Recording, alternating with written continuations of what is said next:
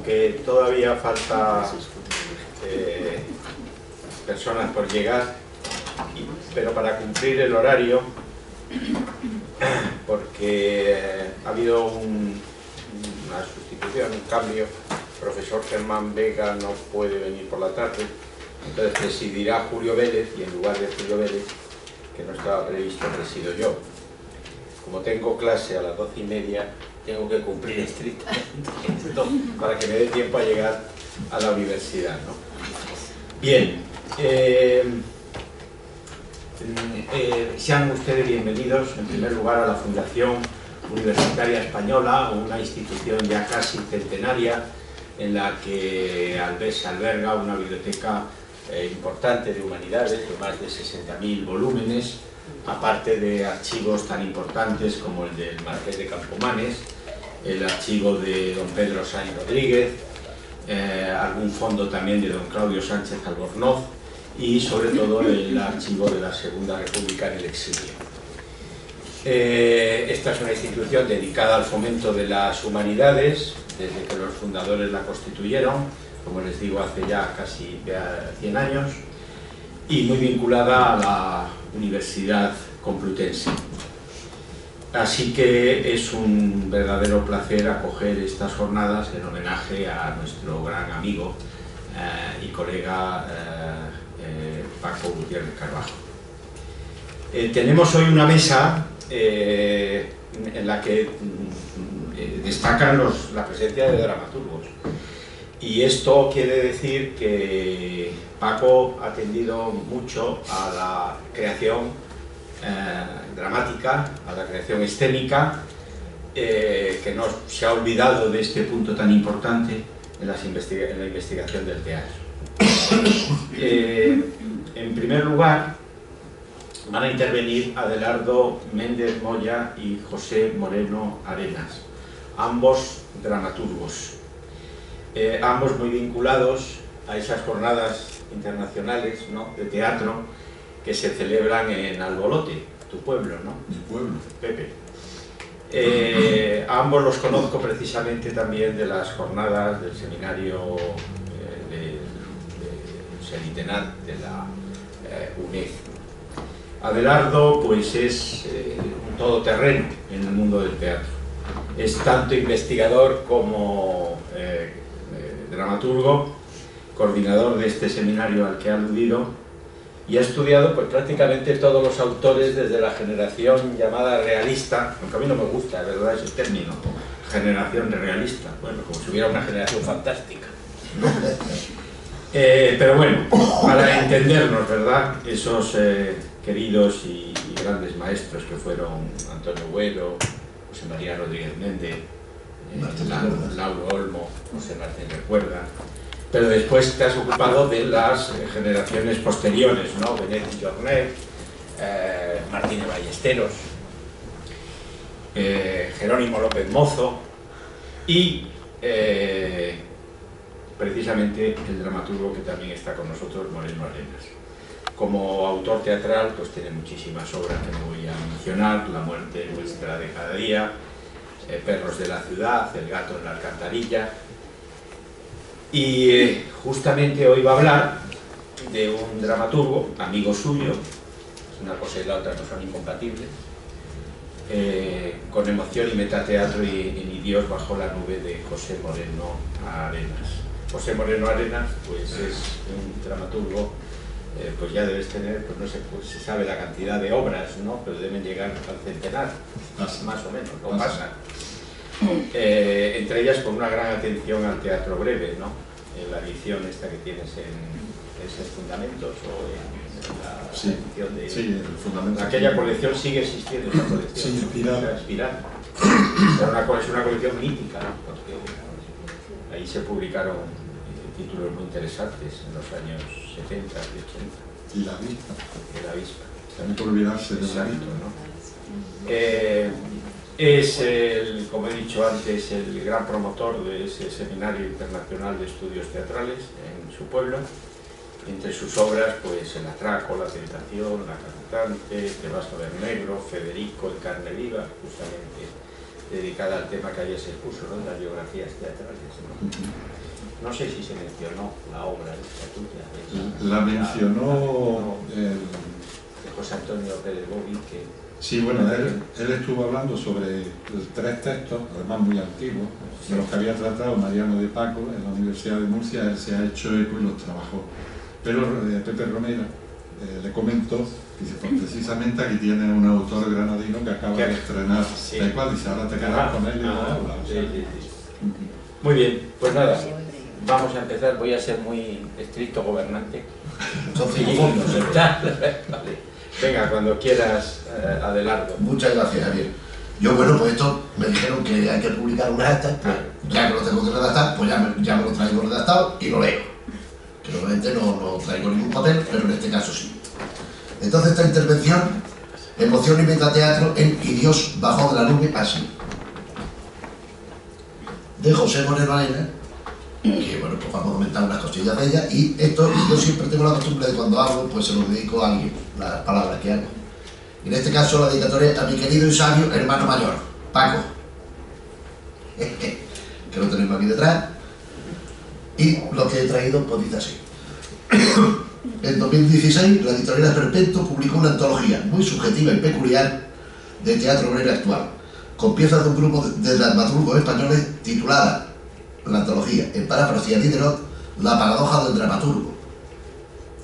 La selección y el prólogo lo realizó Francisco Gutiérrez Carbajo, otra pieza más del todo que compone su obra en permanente indagación, conocimiento y difusión de la creación escénica actual de hoy. En dicho tomo figura una pieza peculiar, insólita y excepcional en la producción del autor Moreno Arena, titulada El silencio. Moreno Arena se asocia, con todo motivo y razón, a un teatro agresivo, iconoclasta, directo, brutal, de acciones y reacciones primarias, que discurre a través de las vías de un humor chocante y sin filtro, y que busca la sorpresa y la respuesta inmediata del espectador. Un teatro que se desarrolla dentro de los parámetros de la denominada dramaturgia indigesta. La inmensa mayoría de sus textos comparten sus características, donde la empatía hacia actos y personajes, al igual que el compromiso y la comprensión del autor hacia ellos, brillan por su ausencia. Pero entre 2011 y 2015 el autor del Alborote elabora un texto distinto por completo, hoy bastante conocido ya, Federico Capdevila, al que acabamos de mencionar, sobre la obra y figura de García Lorca, su último amor por el cual rechaza escapar de una España en guerra, sus conversaciones, intenciones y deseos en relación al teatro, etc. No me puedo detener en ello, como tampoco puedo soslayar el hecho de que la investigación y meditaciones de Moreno Arena lleva a cabo para Federico en carne viva, y más allá de la expresa de dicho espectáculo, generan una posibilidad artística añadida, otra potencial creación que se concreta en la trilogía mínima Y Dios bajó de la nube, cuya mini pieza inicial no es otra que la ya aludida El silencio. Las otras dos, El olvido y la soledad, permanecen inéditas y están fechadas todas en 2016. Y Dios bajó de la nube nos ofrece en forma de reflexión dramática un proceso emotivo de dolor y desgarro tras la pérdida sufrida, ocasionada por la distancia progresiva respecto a lo amado. Tal emoción se produce en 3 etapas correspondientes a los títulos de los textos que componen la trilogía: el silencio, el olvido, la soledad. Moreno Arena no plasma el estado de emoción tal cual, visceral y apasional, sino que procede a su racionalización. Y desde esta perspectiva compone cada una de las piezas que forman el conjunto. Entre una y otra, la acción, más que avanzar, evoluciona mediante un sistema de reiteraciones y variaciones, que no variante, juego que permite al autor, desde una síntesis máxima, plantear aquello que le interesa. Los contenidos respectivos de las piezas, una vez más acordes con los títulos, aportan y añaden conceptualidad y amplificación sobre lo anterior, de lo que no se aleja demasiado. El sentimiento, y con él el sentido de la propuesta escénica completa, se incrementa e intensifica según se verifican los cambios. El propio autor, denominado creador, resulta el protagonista y único individuo que actúa sobre el escenario, en las 3 piezas que le ocupan. En principio se identifica con Dios, en tanto su aportación original parte de la nada, surge de una idea que fecunda la imaginación. A partir de aquí, el autor concibe el acto concreto de arte teatral, lo desarrolla y, en definitiva, crea la pieza, tanto la acción como, esto interesa más ahora, los personajes que intervienen en ella. El autor busca otorgar al personaje una serie de características, rasgos definitorios y pautas de comportamiento que lo esencialicen, al tiempo que resulten óptimos para llevar a cabo la acción ideada. Al lograrlo, el creador se enamora de su creación, la considera perfecta y se siente fascinado y atraído por ella, de forma irremediable. Mas, el personaje no atiende a las demandas del autor, se resiste y distancia para afrontar su propio trayecto existencial. Este distanciamiento viene propiciado por una capacidad concedida por el creador al personaje desde el instante primero de su concepción, el libre albedrío. Al poseer tal actitud, el actante ejerce su voluntad, y ésta no tiene que coincidir por necesidad o obligación con la del creador, y puede incluso resultar opuesta a ella. Consecuencia de esto es el alejamiento que lleva a la independencia. Así, el creador ha sufrido las consecuencias de sus elecciones y acciones, y su discurso consiste en una recreación de lo ya acaecido. Desde su primera intervención junto a la omnipotencia creadora que se atribuye, detectamos el carácter pretérito de cuanto se nos va a transmitir. Yo fui Dios. Esa es la primera frase. Desde aquí nos participa el proceso sufrido que nos encauzará al desenlace final de la propuesta trilógica. Tras el inicial entusiasmo que se omite, llega el silencio, que establece una distancia y una no correspondencia entre los implicados. El silencio se incrementa, las disensiones resultan cada vez más y mayores, y se produce la ruptura. Tras asumir esta como una realidad, debe imponerse el olvido. La relación interdependiente deja de existir. Y pese al mucho dolor que cause, debe considerarse como algo concluido, que debe relegarse a la mera indiferencia, y de ahí al olvido total y absoluto. Todo ello, claro, en teoría, porque en la práctica no sucede nada de eso, y menos así. El recuerdo regresa, daña, duele, pero su influencia debe quedar limitada a algo anterior, caduco e irrelevante respecto a lo venidero. La disolución de la relación dual entre ambos implica de modo inevitable la soledad. Una soledad indeseada, un aislamiento obligado e impuesto por las circunstancias. Y en este punto el creador, en su condición de Dios, actúa como tal, detiene el mundo, y la deidad lo abandona. El desaliento y frustración vencen, y el propio Dios, aunque no claudica y mantiene su posicionamiento, se siente necesitado de excluirse. Por tanto, de forma voluntaria, abandona la partida, se marcha, se desvincula de lo mundanario humano, para permanecer de forma definitiva en el lugar del que nunca lo debió moverse, el espacio de Dios que fuese que sea. Dios se humanizó, descendió de su altura para compartir existencia con su creación. La consecuencia de tal acto es algo que se le presupone desconocido, que experimenta y no le gusta: el silencio, el olvido y la soledad, en definitiva, el sufrimiento y el dolor causado por su creación que tanta alegría auguraba. No le ha ido demasiado bien a Dios en sus excursiones terrestres, ¿no? Javier Poncela, Peter Astinov tiene otra novela sobre Dios y el diablo en el mundo actual, en fin, y siempre le va fatal. Moreno Nero nos participa sus pensamientos y dolorosas emociones, como indica mediante un juego de concomitancias y desviaciones entre las diversas piezas, hasta el punto de destacar en una intervención oral del personaje que la obra no resulta un déjà vu de la anterior, y es que el ingrediente metateatral se erige en fundamento esencial para la construcción y la comprensión de Y Dios bajo de la nube. La inexistencia, más que ruptura, de la cuarta pared se evidencia desde el principio. El autor se dirige al público de forma directa, incluso apela a algún espectador, un analista, sinónimo de crítico, estudioso, de la primera fila. Esto obedece a que el receptor, según la intención de Moreno Arena, no debe limitarse a ser un espectador pasivo. Debe intervenir, debe pronunciarse, porque al igual que los personajes que evolucionan sobre la tabla, al público le sucede y le afecta, cuando menos parte de la acción. El espectador debe participar e involucrarse en el espectáculo, como elemento imprescindible. Sin él, la obra teatral no consigue alcanzar su alcance último.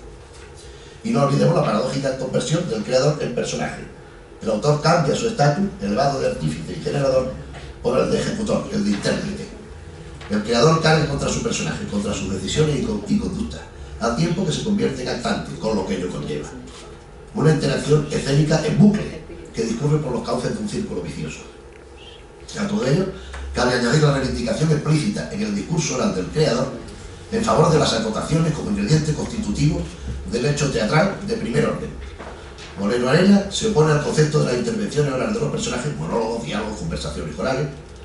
Se opone a que resulten elemento principal de la obra de teatro, mientras que las didascalias quedarían desplazadas a la categoría de secundaria.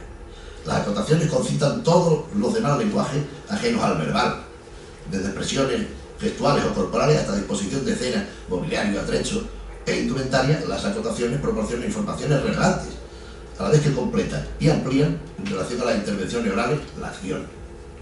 Desde el prisma de la literatura teatral, la acotación actúa como indicador de aspectos externos, en ocasiones también interiores, de personajes, espacios y sonidos. Y también ejerce a modo de director escénico parcial en la mente de cada lector, algo esencial para entender y asimilar el texto espectacular. Además, existen piezas constituidas de forma íntegra y exclusiva por didascalia, algunas debidas al propio Moreno Arenas, que no por eso dejan de ser teatro, sino todo lo contrario. En beneficio de ello, al tiempo que como reprocha el inmovilismo y la cerrazón de ciertos críticos y estudiosos, Moreno Arenas juega con la aparición de dos creadores magníficos, incuestionados e incuestionables, que han elevado la tratación al nivel de lo egregio, que son Valle Inclán y Samuel Beckett. En el olvido, el creador interpela al analista de la primera fila y le emplaza a conversar con los mismos Valle y Beckett, que se supone están al fondo del patio de butaca, aunque no es cierto. En todo caso, el crítico huye, no afronta esa posibilidad que podría cambiar su enfoque y preceptos, ya establecidos como definitivos. Pero en la tercera pieza, La Soledad, la presencia de los dos genios se verifica como una realidad. En la acotación inicial y la valiosa colaboración se nos informa de ello. Más el sesudo crítico, imperturbable e inflexible, desatiende la posibilidad de aproximarse e intercambiar con ellos opiniones y juicios. Y ya concluyo este más que sintético paseo con la pluma por la trilogía Idioma bajo de la nube, de mi amigo Pepe Moreno. Quedan muchos asuntos, aspectos y cuestiones en el tintero que trataremos de abordar en otra ocasión. Pero de momento lo dejo aquí. Muchas gracias por la atención, el interés y el tiempo.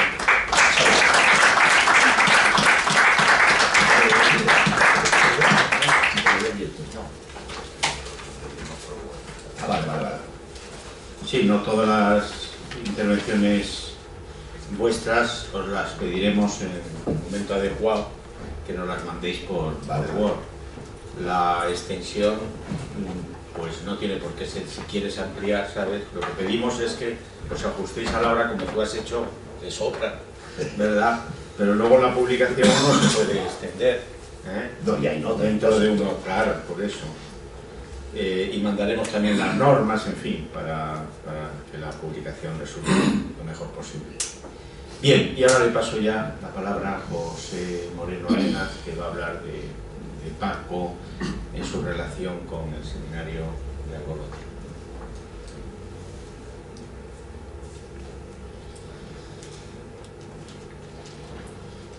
Yo prácticamente, al contrario de Adelardo, lo que sí he hecho ha sido trabajar prácticamente lo que después ya casi doy por definitivo para la publicación, y como ayer estuve todo el día y escuché todo lo que se dijo, pues vi que uno tras otro pues iban acortando porque no había más remedio. Así que haré yo lo mismo esta mañana, con independencia de que después se pueda publicar todo. Sí voy a obviar, como lo que voy a hablar es de la presencia de Francisco Gutiérrez Carbajo en el seminario de Albolote, como la normativa del seminario es que siempre se trata un aspecto del trabajo de un dramaturgo,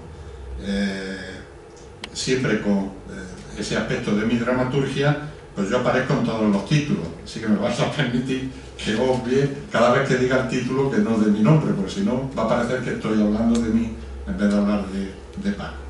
Así que hecha esta salvedad, me pongo a ello. Corría el año 2013, a pocas fechas de las campanadas que anunciarían el siguiente. Durante una de las frecuentes visitas que suelo dedicar al centro Fernando de los Ríos, me encuentro casualmente con el técnico municipal del área de cultura de mi pueblo natal, en el que, salvo para estudiar el bachillerato en los maristas de Jaén y hacer el servicio militar en la marinera y gaditana San Fernando, he residido siempre, Albolote. En fin, aquí hago un poco de mención de qué es Albolote, de cual yo lo paso, está en internet, se puede ver perfectamente. Me hace saber el técnico que la titular de la concejalía quiere hablar conmigo. Le muestro a partes iguales mi interés y mi curiosidad por el asunto. Y me adelanta que el ayuntamiento lleva tiempo trabajando en el proyecto de convocatoria de una nueva actividad teatral, un seminario para el estudio y difusión de mi obra dramática. Evidentemente nos enfrascamos en una conversación tan prometedora como fructífera a la espera de esa reunión con la responsable de cultura. En efecto, Solo unos días más tarde, previa llamada, tenía lugar mi comparecencia en un despacho del consistorio. Allí se me hizo saber el objeto de aquel vis a vis que respondía a las líneas esquemáticas que me había adelantado el técnico. Flecos y detalles aparte que habrían de ser consensuados, solo puse dos condiciones. La primera, que al igual que el certamen de teatro que lleva mi nombre, también convocado por el ayuntamiento, la organización del seminario estuviera al cuidado de Karma Teatro. Ante la propuesta inmediata, la experta asociación respondió afirmativamente. Y la segunda, que se invitara a participar no solo a los mejores dramaturgos, sino también a los más reputados teóricos del teatro y especialistas de los autores invitados. He de señalar que ambas exigencias han sido respetadas en las 9 ediciones celebradas hasta el momento. Si los autores invitados han sido, por orden cronológico, Alfonso Zurro, José Sánchez Sinisterra, Jerónimo López Mozo, Antonio Martínez Ballesteros, José Luis Alonso de Santos, Carmen Resino, Manuel Martínez Mediero, Juan Carlos Rubio y Fernando Arrabal, los teóricos de la escena no les van a la zaga en cuanto a importancia en el gremio teatral, nombres que irán apareciendo, aunque no todos, debido al gran número, a lo largo de estas páginas que pretenden ser un homenaje de las gentes de Albolote en toda su extensión al profesor Gutiérrez Carbajo. Teatro mínimo de Alfonso Zurro, lo citaré por primera vez, José Moreno Arena.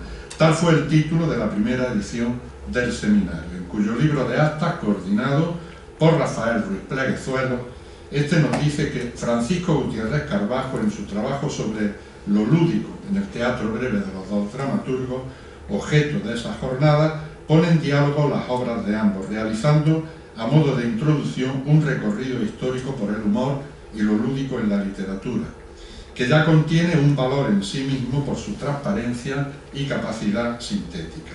Y continúa con una defensa del teatro breve, repasándola históricamente, pero sobre todo mostrando su valor. Afirma Ruiz Pleguezuelo que de los autores trabajados le interesa de manera especial el tratamiento del personaje, la densidad semántica de los textos y el tratamiento conceptista que se realiza de los temas, así como el valor de la palabra. Nos recuerda las deudas de ambos con el absurdo, Ionesco, Beckett, con el esperpento vallinclanesco y con la risa carnavalesca, tal y como fue estudiada por el teórico Barthes. Le interesa destacar qué rasgos del conceptismo áureo se encuentran presentes en los autores. En su estudio destaca el rol del espectador y bucea en la técnica literaria de ambos autores, demostrando que la culpable inmediata de la calidad de los textos, como no podía ser de otra forma, es la precisión con la que la obra se encuentra labrada. En la mesa redonda, cuya dialéctica con el profesor Antonio Sánchez Triguero aún es recordada, Gutiérrez Carbajo defendió, después de citar el título de algunas mini piezas, que en ellas están casi todos los elementos que hay en una pieza larga, recordando la extrema dificultad que ello comporta y aludiendo a que se comprime pero con mucha precisión. Para lo cual citó a Flaubert: me paso toda la mañana para poner una coma y toda la tarde para quitarla. Mostró su convencimiento de que hoy muchas de estas mini piezas son gérmenes de una pieza grande. Y tras vaticinar que en breve estarán grabadas en los móviles, aseguró que estos autores ya se han adelantado a una forma que no se corresponde con lo que nosotros estamos acostumbrados. La segunda edición del seminario estuvo dedicada al metateatro en la obra de José Sánchez Sinisterra. Correspondió Gutiérrez Carbajo, que también participó en el coloquio de clausura, a la conferencia inaugural, que dedicó al metateatro y a los límites en ambas dramaturgias. En palabras de Jiménez Aguilar, coordinador del libro de actas, el profesor Gutiérrez Carbajo realiza una exposición profunda y completa de ambos conceptos, tras un marco teórico exhaustivo y riguroso que recoge las aportaciones que la crítica ha ido ofreciendo a lo largo de la historia en torno a la noción de teatralidad, en la que figuran nombres como Gass, Albert, Horby, en fin, una serie de nombres que los voy a saltar, afirma que cada autor, por su cuenta, ha reaccionado contra esta práctica de la seducción, que caracteriza el hipercapitalismo, la hipertecnología, el hiperindividualismo y el hiperconsumo, es decir, los principios estructurales de la cultura mundo del siglo XXI. Para lograrlo, sus propuestas pretenden una deconstrucción dramática sustentada en un sistema de desmontaje y de montaje, mediante mecanismos como la reversión o el absurdo, que afecta a la concepción del personaje y del lenguaje, así como a la interpretación y la recepción del espectáculo. De ahí su necesidad de establecer los límites entre la vida y la muerte, lo narrativo y lo dramático, del arte y la ciencia, sobre todo en lo referente a lo neurológico, y las fronteras espaciotemporales, ingredientes definitorios de sus respectivas dramaturgias, que en definitiva originan una mayor flexibilidad en la organización de la representación escénica y una mayor potenciación de todas las virtualidades expresivas del discurso dramático. La profesora Eileen Doll, de la Loyola University de New Orleans, fue la encargada de coordinar el libro de actas de la tercera edición, La inmigración en el teatro de Jerónimo López. Durante su intervención, La inmigración como utopía y antiutopía en el teatro de Moreno Arenas, Gutiérrez Carbajo sitúa la dramaturgia de Moreno Arenas en el contexto histórico. Perdón, digo ahora Moreno Arenas porque el trabajo que presentó el profesor Gutiérrez Carbajo fue solo en esa ocasión sobre mi teatro, porque hay 3 paneles, uno sobre el teatro del autor invitado, otro sobre el teatro, mi teatro, y otro sobre el teatro del autor. Y en esta ocasión Gutiérrez Carbajo habló solo de mi teatro. Después de repasar la historia de los sitios utópicos en la literatura, menciona otras obras teatrales que representan el deseo del inmigrante, el cual busca la utopía solo para darse con la antiutopía en el nuevo país. Según el profesor Gutiérrez Carbajo, nuestro dramaturgo sigue los pasos carnavalescos de Rabelais, demitificando el mundo arcádico a través de su perspectiva lúdica. Un ejemplo de la demitificación es el viaje mítico de Romerito, personaje protagonista en Te vas a ver negro. En otra de sus obras, El aparcamiento, desplaza el centro de la representación. Todos, incluso el público, intercambian sus papeles y resultan interrelacionados en el juego metateatral. En su día, de brillante, fue catalogado el coloquio de clausura, principalmente la intervención del profesor Gutiérrez Carbajo en relación con el teatro fronterizo. Tras la obligada mención a Sánchez Sinisterra, dijo que el teatro fronterizo ha sido asociado con una idea de frontera muy general.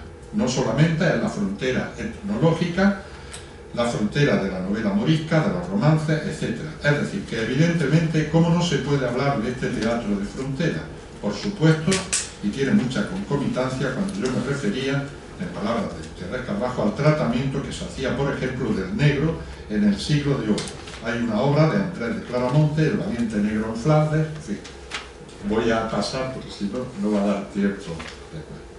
Tragedia y humor, en Martínez Ballesteros, es el amplio tema sobre el que versó la 4ª edición. Lógicamente, Adelardo Méndez Moya, máximo estudioso de la dramaturgia de ambos autores, fue el responsable de la coordinación del libro de actas, asegurando que para Gutiérrez Carbajo la deconstrucción se constituye en herramienta básica del hecho del teatro, al tiempo que éste se verifica como el sistema óptimo para aplicar aquella. Y esta tesis la aplica a la praxis indigesta definida por la vertiente humorística.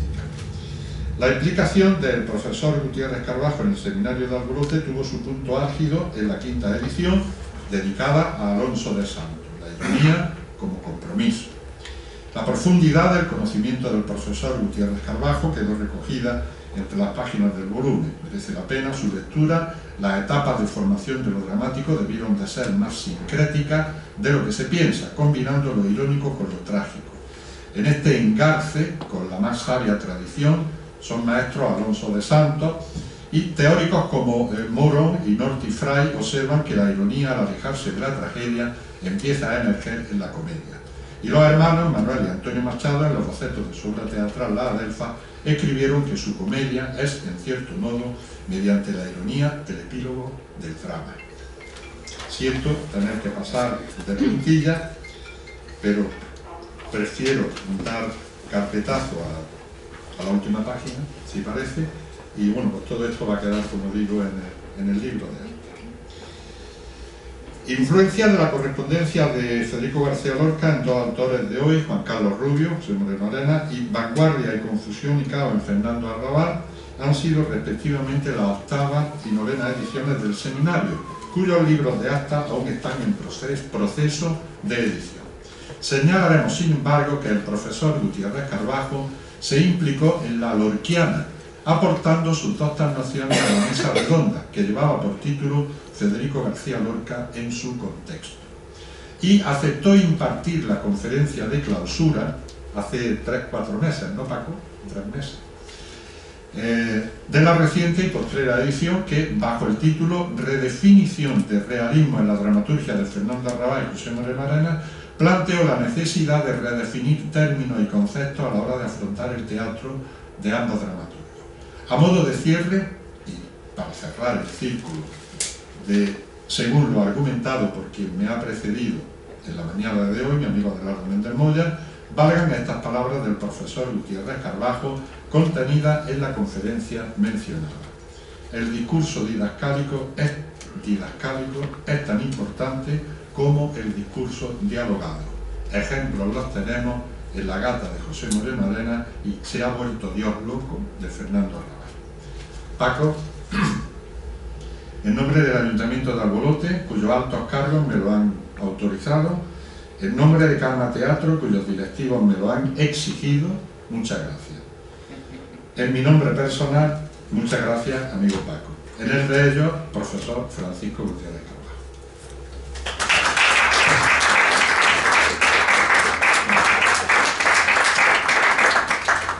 Bien, pues muchas gracias por el círculo de amistad que habéis trazado. Primero Adelardo hablando de Pepe Moreno y luego Pepe hablando de Paco. Así que hemos cerrado el círculo y vamos a pasar a los participantes. ¿Está Cajol? Pues dos y dejamos a Jesús para el final. ¿Vale?